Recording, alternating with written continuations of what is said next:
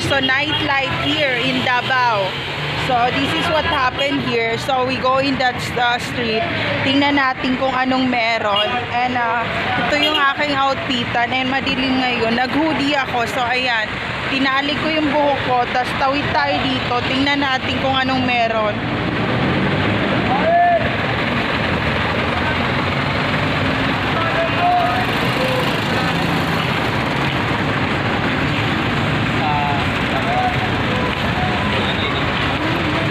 So ayan, tingin-tingin tayo kung anong pagkain, ganyan-ganyan. Ayoko pa bumalik ng Manila talaga. Ang dami may explore dito sa Mindanao. So ayan, may pa ano sila dito. Ipopost ko to mamaya. May pa ganito-ganito sila na street food oh.